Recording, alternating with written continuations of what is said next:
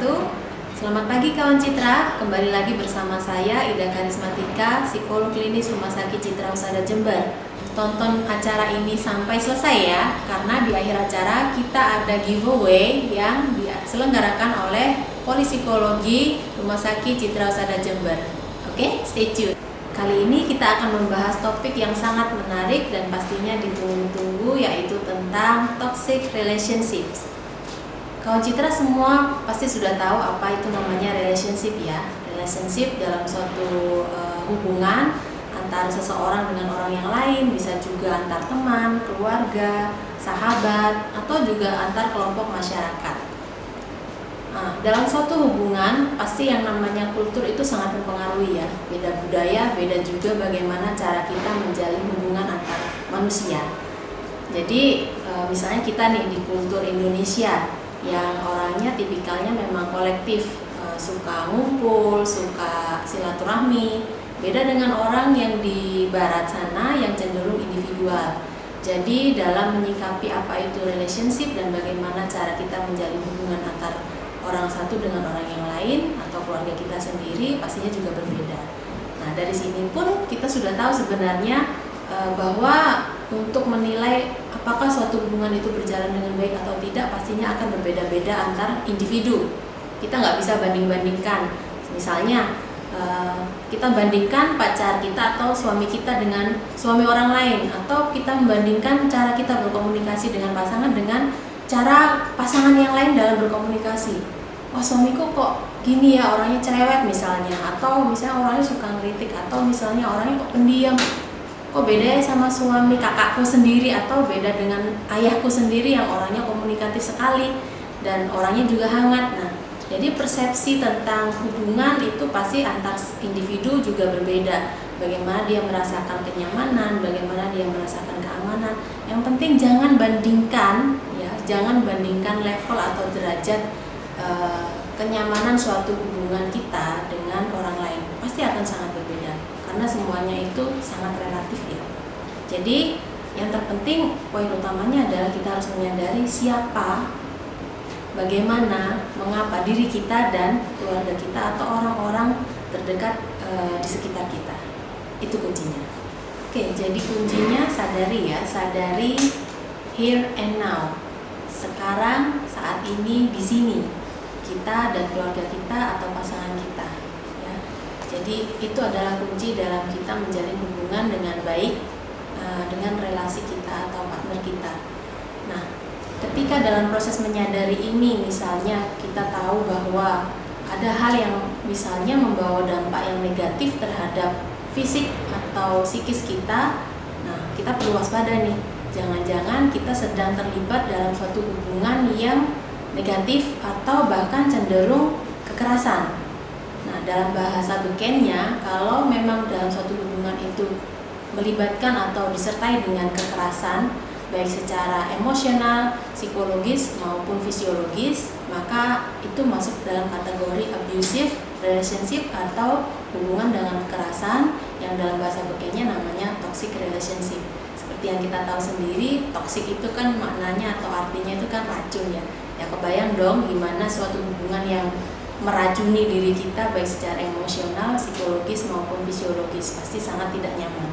Nah, maka bagaimana cara kita mengetahui bahwa kita sedang terlibat dalam suatu hubungan yang toksik itu atau yang abusive atau yang kekerasan? Ada beberapa hal yang perlu kita ketahui. Oke, kita cek ya sama-sama. Nah, cara mengetahuinya ada beberapa hal ya yang perlu kita catat bersama. Jadi yang pertama, ketika kita menyadari bahwa kita kurang komunikasi dengan pasangan kita, maka itu adalah warning ya, warning yang pertama. Kenapa kok kita sampai nggak bisa menjalin komunikasi dengan baik dengan pasangan kita? Artinya frekuensinya juga kurang, kualitasnya juga jelek, jadi kurang komunikasi. Nah, untuk yang kedua yang kita perlu sadari adalah bahwa ketika kita sedang menjalin komunikasi, pasangan kita cenderung berusaha untuk mempertahankan diri, defense ya. Misalnya ketika kita kritik atau kita memberikan saran atau kita memberikan masukan, dia cenderung untuk menolak itu dengan berbagai alasan ya. Jadi mencoba untuk menolak atau menghindar dari apapun yang kita sampaikan tentang keputusannya, mungkin tindakannya juga, jadi dia cenderung untuk bertahan. Kemudian yang ketiga, kita menyadari bahwa kita tahu ya, misalnya pasangan kita seringkali memberikan umpan balik yang negatif terhadap apapun yang kita lakukan. Kayaknya salah-salah aja gitu, nggak ada benernya. Nah, di situ kita juga harus mulai peka ya, bahwa kok di setiap apa yang saya lakukan kayak nggak ada benernya gitu di mata pasangan kita, semuanya serba ada umpan balik yang negatif, kita adalah problem. Kemudian yang keempat, kita sering merasa tidak aman. Tidak aman itu bisa dari fisiologis, bisa dari psikologis, dan juga emosional. Artinya ketika kita melakukan sesuatu, sepertinya kita kehilangan kebebasan untuk berpendapat. Ya. Kemudian secara sosial misalnya, kita sepertinya dibatasi untuk melakukan kontak sosial dengan orang lain. Sepertinya kita merasa nggak aman aja, serba ketakutan, khawatir, entah khawatir pasangan kita akan cemburu kemudian marah ya, entah itu kekhawatiran yang lain gitu kan. Artinya itu membuat kita sama sekali merasa nggak nyaman. Kemudian yang selanjutnya, yang kelima, kita cenderung salah arti. Artinya begini, bahwa kita selalu untuk selain mendapatkan umpan balik yang negatif itu tadi, kita selalu menjadi problem. Ya, fokus utamanya adalah kita seolah-olah adalah figur yang selalu penyebab masalahnya, bukan pasangan kita, tetapi kita seolah-olah menjadi orang yang bertanggung jawab atas terjadinya suatu konflik atau masalah. Nah, kemudian selanjutnya yang terjadi biasanya dalam suatu hubungan yang toksik atau yang abusif, bahwa yang berubah itu selalu harus kita, seolah-olah kita harus berubah ya, untuk memenuhi standar atau keinginan dari pasangan kita. Jadi karena kita adalah masalahnya, maka kitalah yang harus berubah, bukan pasangan kita. Sebaliknya malah pasangan kita akan cenderung berusaha bertahan dengan posisinya atau pendapatnya. Ya, jadi ketika hubungan seperti itu, maka Anda harus sekali lagi harus mulai waspada, mengarah ke toksikkah yang sedang saya jalani atau tidak.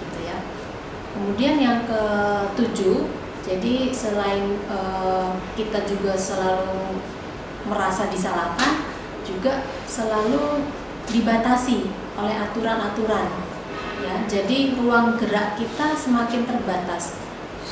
Nah, mungkin tidak selalu ditunjukkan dalam cara-cara yang agresif ya, artinya mama kamu nggak boleh ke arisan, atau kamu nggak usah lah kumpul sama teman-teman waktu reuni misalnya, seperti itu, nanti ketemu sama ini sama itu, nggak gitu juga. Kadang-kadang juga pasangan kita melakukan suatu tindakan yang pasif, misalnya kita nggak boleh kontak hubungan dengan orang lain, misalnya ketika kita mau pergi keluar, dia ada aja alasannya, misalnya lagi sakit perut lah, lagi minta dibikin apa, minta ya seperti anak kecil yang sedang merajuk atau merengek supaya nggak ditinggal pergi kerja sama ibunya. Nah, seperti itu. Jadi sikap-sikap pasif yang seperti itu juga termasuk dalam suatu kategori bahwa kita dibatasi ya, dibatasi ruang geraknya agar fokus kita tetap hanya sama pasangan kita atau hal-hal yang pasangan kita inginkan, seperti itu. Kemudian yang kedelapan, setiap dalam hubungan toxic relationship ini atau abusive, biasanya mereka atau pasangan kita juga akan selalu terobsesi dengan hubungan kita di masa lalu dengan seseorang, atau misalnya dengan mantan lah, katakanlah seperti itu, atau dengan orang-orang yang pernah spesial di masa lalu kita. Nah, biasanya orang-orang yang terlibat dalam hubungan yang abusive ini, pasangan akan selalu berusaha mengungkit-ungkit itu. Jadi seperti terobsesi.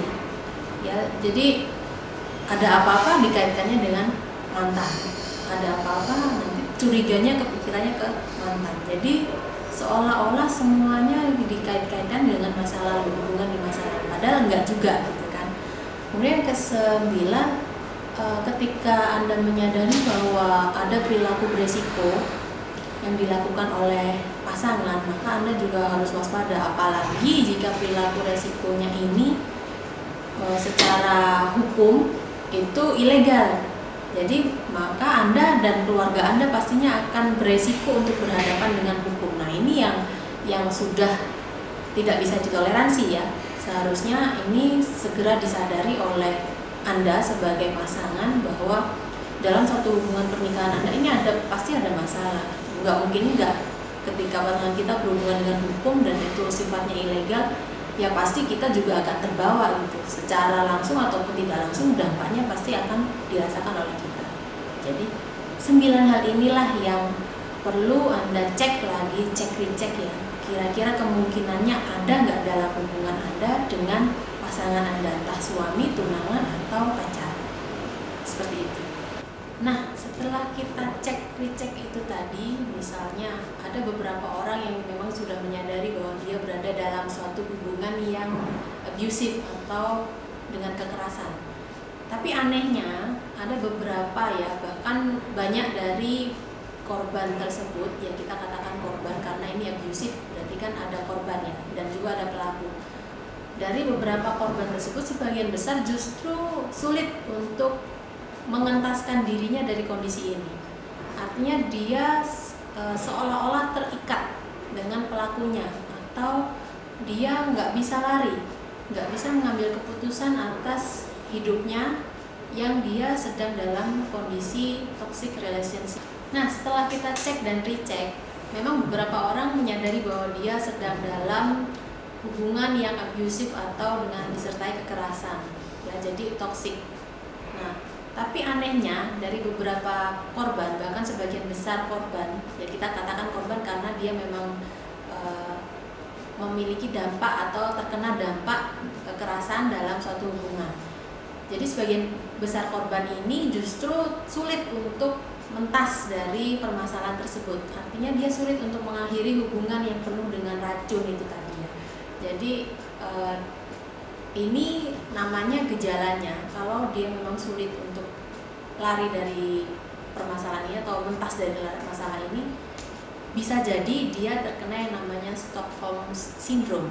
Jadi Stockholm Syndrome itu adalah adanya keterikatan ya yang sangat kuat antara korban dengan pelakunya justru. Nah, ini tidak hanya terjadi pada korban Sandra, tapi ternyata dalam sebuah hubungan berumah tangga atau dengan pasangan, dengan pacar, hal ini juga bisa terjadi.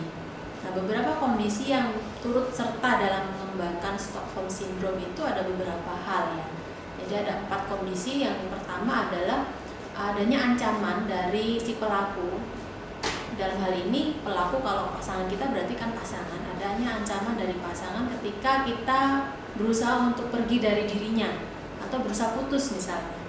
Nah, ancamannya ini enggak hanya berupa ancaman verbal ya, tetapi juga secara psikologis, fisik juga turut membuat kita menjadi merasa tidak aman. Nah, kondisi yang berikutnya adalah pelaku juga mengancam ketika kita berusaha untuk melarikan diri atau pergi. Nah, jadi jangan sampai dia pergi, misalnya jangan sampai Anda pergi meninggalkan dia. Ancamannya bukan hanya fisik, tapi misalnya dia juga mengancam keluarga kita, misalnya seperti itu. Nah, jadi ancaman-ancaman seperti itu juga termasuk mengembangkan Stockholm Syndrome itu sendiri. Akhirnya kita takut atau Anda takut untuk pergi meninggalkan dia. Jangan-jangan apa yang dilakukan adalah terjadi di masa yang akan datang. Padahal nggak selalu, gitu kan? Kemudian kondisi yang selanjutnya adalah melarang untuk berhubungan dengan orang lain, ya. Jadi kenapa kebanyakan dia sulit untuk melarikan diri atau sulit untuk mengakhiri hubungan ini? Karena ancamannya dan juga apa yang dia sampaikan atau pelaku sampaikan kepada korban adalah untuk membuat korban ini tetap diam, ya, tidak berhubungan dengan siapa-siapa, tidak bersuara atau tidak berpendapat tentang kondisinya yang sebenarnya seperti itu. Jadi kenapa dia membatasi seperti yang tadi kita cek itu ya, kenapa dia membatasi kita untuk tidak berhubungan dengan orang lain atau korban tidak berhubungan dengan orang lain? Ya, salah satunya adalah supaya permasalahannya tidak sampai ke publik atau ke wilayah di luar rumah tangga atau lingkungan pasangan tersebut seperti itu. Kemudian yang keempat, kondisi yang terakhir adalah ketika si pelaku atau pasangan kita berusaha menunjukkan kebaikan-kebaikannya di balik ancamannya itu. Jadi di satu sisi dia mengancam, penuh dengan ancaman, jangan sampai pergi meninggalkan dia, kemudian membatasi hubungan. Tapi di sisi lain dia juga berusaha untuk menahan si korban atau kita sendiri misalnya untuk menunjukkan kebaikannya untuk luluh akhirnya gitu kan. Oh ternyata sekalipun dia jahat, ternyata dia juga baik sama saya gitu kan. Akhirnya bikin lagi. Nah itulah akhirnya yang membuat korban mengalami yang namanya proses berpikir yang kurang tepat ya dalam menyikapi hal tersebut. Jadi dia terjadi kebingungan di satu sisi, dia merasa nggak nyaman, terancam. Di sisi lain, suatu saat pelaku ini kok manis banget perilakunya, ngasih aku bunga, coklat, segala macam ya yang kita sukai.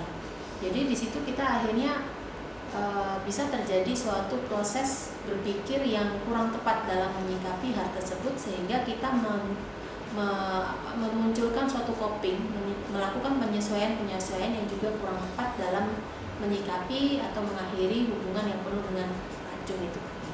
Stockholm Syndrome itu sendiri kan memang membuat orang ciri-cirinya ya, memang seseorang itu mengalami yang namanya distorsi kognitif atau proses berpikir yang kurang bahkan tidak tepat ya dalam menyikapi situasi atau menyesuaikan diri dengan konflik. Nah, distorsi kognitif ini ada beberapa hal ya yang biasanya muncul pada diri korban atau seseorang yang mengalami tindak kekerasan baik secara psikis maupun secara fisik oleh pasangannya. Nah, yang pertama biasanya distorsi kognitifnya sehingga dia tidak bisa keluar dari hubungan yang penuh dengan racun ini adalah persepsi yang sempit bahwa dia harus berusaha fokus untuk mempertahankan dirinya saat ini, mengendalikan kondisi yang sudah ada saat ini. Jadi dia takut untuk misalnya ketika dia mengambil keputusan yang berbeda, apa nih yang akan terjadi pada hidupku nantinya. Nah, itu yang membuat dia akhirnya terbelenggu. Jadi dia fokus dengan bagaimana dia harus bertahan hidup, terutama untuk perkawinan yang memang si istri ini tidak memiliki penghasilan yang secara mandiri. Nah, ini semakin sulit karena kehidupannya biasanya bergantung kepada figur suami sebagai kepala keluarga yang juga dia bertanggung jawab untuk menghidupi atau menafkahi. Nah, seperti itu. Kemudian yang kedua adalah adanya distorsi kognitif itu meminimalisir kekerasan yang dialami. Jadi beranggapan bahwa kekerasan yang dialaminya nggak terlalu buruk. Nah, ini biasanya juga terjadi pada istri atau seorang wanita atau suami juga bisa sebenarnya mengalami hal ini, kekerasan oleh istri, ketika dia memang terbiasa untuk menerima perlakuan negatif atau penuh kekerasan dari keluarga terdahulu, misalnya dari orang tuanya. Jadi dia beranggapan bahwa oh bapakku juga begitu misalnya terhadapku, terhadap ibuku. Jadi aku melihat bahwa apa yang dilakukan oleh suamiku atau istriku terhadapku saat ini itu nggak parah-parah banget kok. Bahkan ibuku dulu pernah ditampar misalnya. Jadi kalau sekarang aku cuma diginiin sama suamiku itu nggak apa-apa. Nah, jadi seperti itu. Jadi meminimalisir kekerasan yang dia alami sebagai sesuatu hal yang nggak terlalu parah gitu, nggak terlalu harus dipikirin banget misalnya. Kemudian merasionalisasikan. Yang ketiga ini merasionalisasikan apa yang dilakukan oleh pelaku, bahwa penyebab pelaku melakukan kekerasan itu di luar kontrol dirinya.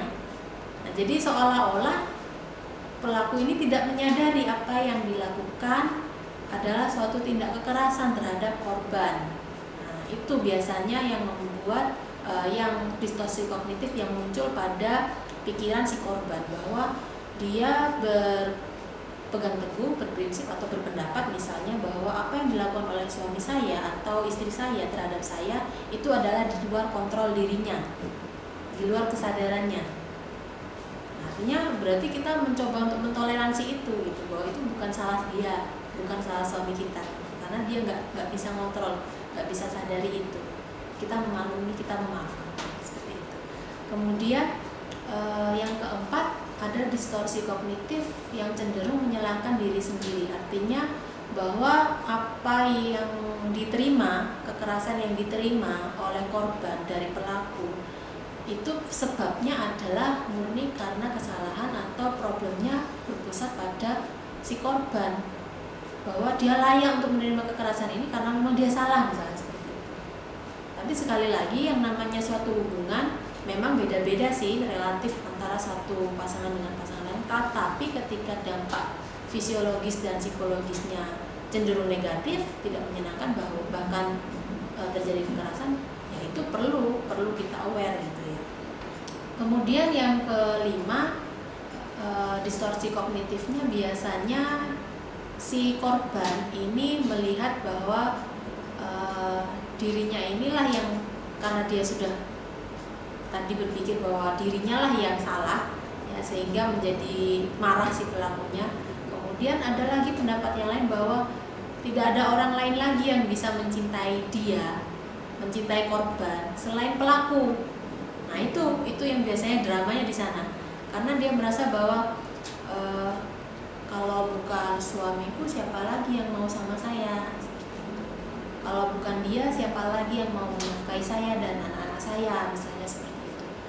Jadi ada pemikiran-pemikiran yang keliru bahwa tidak ada harapan lain selain kita harus bertahan misalnya dalam hubungan ini sekalipun saya tersakiti, seperti itu. Kemudian dia beranggapan juga bahwa iyalah di dunia ini mana ada sih manusia yang sempurna termasuk suamiku atau istriku ini, misalnya seperti itu. Jadi ya nggak apa-apa lah sekalipun dia melakukan kekerasan terhadap aku, ya mungkin itu adalah sisi ketidaksempurnaannya dia, seperti itu. Nah, oke, itu tadi adalah 5 ya, yang kelima. Nah, sekarang yang keenam, distorsi kognitifnya. Contohnya nih ya, bahwa ada pemikiran yang keliru bahwa kekerasan itu dipandang sebagai suatu cara pelaku ya dalam menunjukkan rasa cintanya. Jadi beberapa korban atau orang yang sebagai istri atau suami yang mendapatkan kekerasan dari pelaku atau pasangannya itu menganggap bahwa kekerasan yang dilakukan oleh pasangan itu adalah salah satu wujud cinta mereka. Nah, disinilah yang rancu. Jadi antara kekerasan dan cinta itu menjadi rancu. Misalnya, untuk pelaku yang cenderung posesif membatasi hubungan sosial atau kerabat dari istri atau suaminya, biasanya dia akan nelpon atau apa ya, menunjukkan kecemburuan, marah-marah kalau misalnya si pasangan ini bertemu dengan temannya dulu masa SMA atau mantan pacarnya gitu. Nah, ini dipandang sebagai salah satu wujud, oh berarti aku dirindukan, berarti aku dicintai, berarti aku juga dicari-cari. Nah, inilah yang rancu, yang membuat bahwa bentuk kekerasan yang disampaikan atau yang ditunjukkan oleh pelaku adalah salah satu wujud rasa cinta. Nah, itulah yang akhirnya membuat si korban ini akhirnya nggak bisa lepas dari hubungan yang penuh dengan kekerasan itu. Jadi dia merasa bahwa yang dilakukan adalah bentuk cintanya kepada dirinya gitu ya. Kemudian yang selanjutnya adalah si korban ini cenderung percaya bahwa jika dia memberikan sikap yang baik ya atau menunjukkan perhatian atau cinta, maka kekerasan yang dilakukan oleh pelaku ini akan berhenti. Ada harapan seperti itu dan selalu muncul.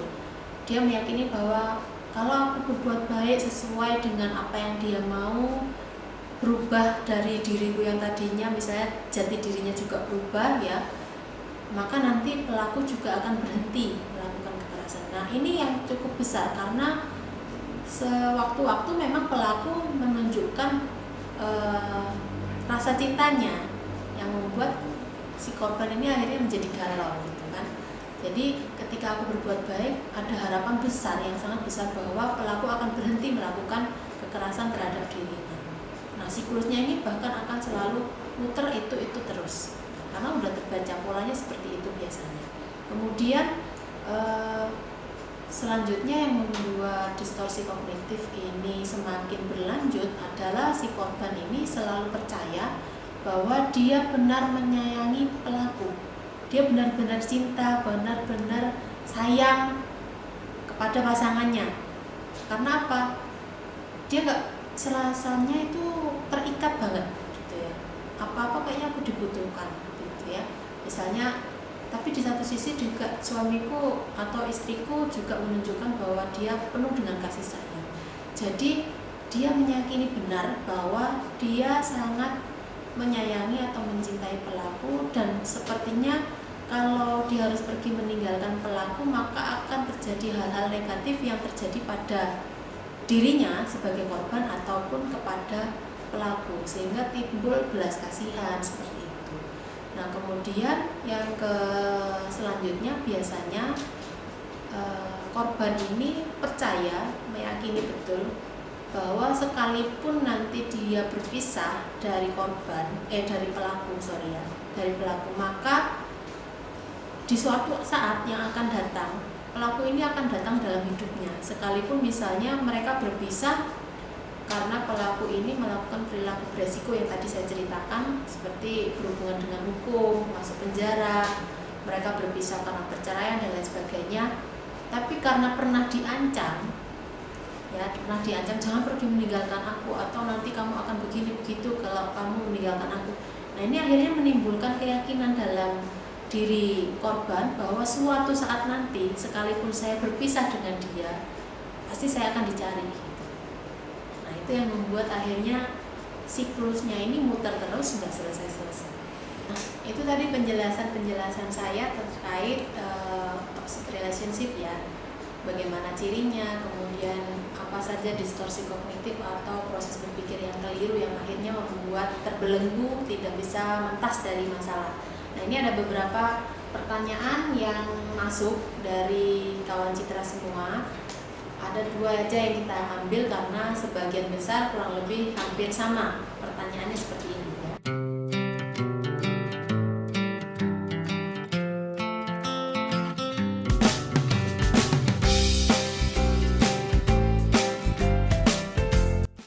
Jadi ceritanya mungkin sepertinya nih ya, seorang istri ini hidup dulu ya, suami masih hidup, kemudian setelah suami meninggal dia tinggal tetap ya bersama dengan keluarga almarhum suami, sekalipun dia sudah menikah lagi, tapi tetap tinggal di rumah keluarga suami terdahulu yang sudah meninggal. Nah, permasalahannya adalah keluarga suami yang terdahulu sepertinya tidak welcome ya, sepertinya tidak bisa menerima, atau sepertinya juga konflik ya dengan si istri ini ya. Jadi perempuan ini atau ibu-ibu ini, saya katakan ibu-ibu karena dia sudah menikah. Nah, apa yang harus dilakukan ketika dia menghadapi situasi jika ingin bersama suami yang sekarang, tapi dia juga berusaha bertahan di rumah itu, di keluarga almarhum, supaya hak, mungkin yang dimaksud hak ini adalah harta waris ya, atau hak waris dari anak-anaknya yang ditinggal mati oleh ayahnya, gitu kan. Nah, ini memang dilematis sekali ketika seseorang menghadapi situasi seperti ini. Yang pertama yang harus dilakukan adalah pasti ini harus ada kekuatan hukumnya ya, karena menyangkut dengan hak waris.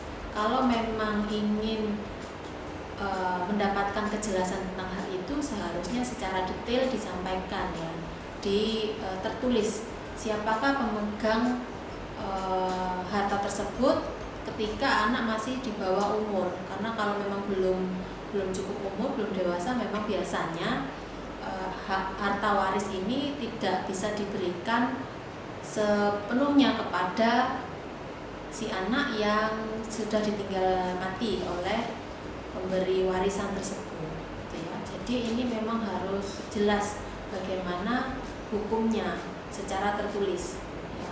Tapi ketika tidak jelas ya memang dilematis sekali, karena sudah punya keluarga baru tapi masih kumpul dengan keluarga yang lama, gitu kan. Itu juga sangat nggak nyaman ya, sangat nggak nyaman. Jadi perlu dievaluasi lagi kekuatan dan kelemahan yang dimiliki oleh ibu ini ketika dia harus bertahan di sana. Apa dampak buruknya yang dia rasakan, kemudian ketika dia keluar apa hal-hal alternatif yang harus dia persiapkan. Jadi kita harus menimbang-nimbang, betul-betul menimbang-nimbang. Kalau memang harus keluar dari rumah tapi takut dengan anak-anak hartanya, hak warisnya tidak terpenuhi, maka harus ada legal formalnya ya, dari kekuatan payung hukumnya seperti itu.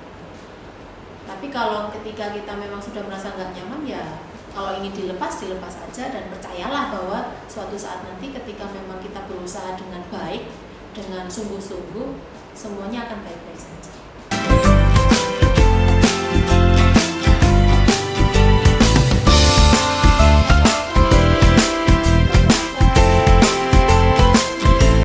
Kadang memang seperti ini kondisinya, jadi ingin mengakhiri hubungan tapi ada anak-anak. Mau bercerai misalnya tapi takut atau khawatir nanti dampak psikologisnya terhadap anak bagaimana. Nah, kita juga dalam hal ini harus secara bijak memang menyikapi ya. Memang sebaiknya sih tidak berpisah. Siapa sih yang mau berpisah dalam suatu hubungan yang memang kita awalnya kita dambakan, kemudian lambat laun berjalan tidak sesuai, kemudian bercerai nggak ya gitu kan.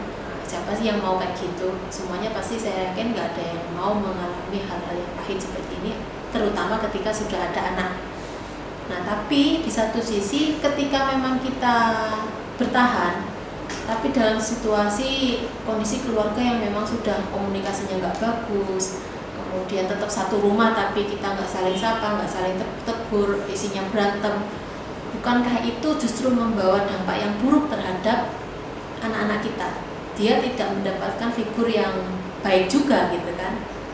Nah, jadi ini perlu ditimbang-timbang apakah memang kita bisa menjamin bahwa ketika pasangan kita atau kita tetap bersikukuh dalam satu rumah namun tidak ada lagi interaksi suami istri yang seharusnya, itu bisa menjamin anak kita bisa tumbuh dengan baik, mentalnya terjaga, psikologisnya terjaga, fisiologisnya juga terjaga. Itu yang kita harus pastikan. Jadi berpisah itu memang bukan keputusan yang mudah, tetapi pertimbangkan lagi dampak psikologis yang akan diterima oleh setiap anggota keluarga atas siklus atau pola interaksi yang ada di dalam keluarga yang sudah tidak bisa dipertahankan. Nah, dari kedua permasalahan ini, memang langkah yang pertama yang harus Anda lakukan adalah get help, artinya cari bantuan. Nah, cari bantuan, kadang kita tidak bisa mengandalkan hanya diri kita sendiri. Dalam satu situasi tertentu kita harus minta tolong kepada orang yang memang punya potensi atau kewenangan atau ahli dalam menangani kasus-kasus dalam rumah tangga atau perceraian. Misalnya kalau hak waris ya berarti ada notaris, ada psikolog yang mendampingi seperti itu. Kemudian jika memang permasalahan di rumah tangga masih bisa dipertahankan atau berusaha dipertahankan baik dari pihak suami atau istri, maka carilah bantuan mungkin dengan psikolog keluarga atau rumah tangga yang bisa membantu Anda mengatasi masalah yang ada dalam keluarga Anda. Jadi itu kuncinya adalah get help ya. Oke, jadi pembahasan tentang toxic relationship sudah selesai tadi ya. Semoga semuanya tercerahkan, dan jika memang Anda terlibat dalam suatu hubungan yang penuh kekerasan, segera hubungi pihak yang lebih ahli dalam menanganinya. Nah, sekarang saya mau menyampaikan giveaway-nya. Nah, ini nih yang pertama. Polipsikologi Rumah Sakit Citra Husada selama bulan September 2020 menyelenggarakan konsultasi psikologis gratis tentang permasalahan anak dan remaja. Jadi grab it fast guys ya. Untuk info lebih lanjut silakan hubungi yang ada di brosur atau di flyer ini. Yang kedua, ada dua nih giveaway-nya untuk sekolah ya. Untuk sekolah atau instansi, Polipsikologi Rumah Sakit Citra Husada menyediakan layanan parenting gratis bagi sekolah taman kanak-kanak yang menggunakan jasa layanan deteksi tumbuh kembang anak usia dini untuk peserta didik TKA, dan juga psikotes kesiapan masuk SD untuk peserta didik TKB. Nah, bagi sekolah-sekolah yang menggunakan jasa layanan dua hal tadi, kita berikan giveaway atau gratis parenting ya, tanpa dipungut biaya. Untuk info lebih lanjut silakan hubungi nomor saya yang tertera di brosur atau di flyer itu. Sekian Sobat Citra atau kawan Citra, informasi atau pembahasan materi hari ini. Semoga semuanya terbantu dengan informasi yang kita sampaikan. Sampai jumpa di pertemuan selanjutnya. tetap dalam cinta kasih dan penuh dengan kehangatan. Salam cinta.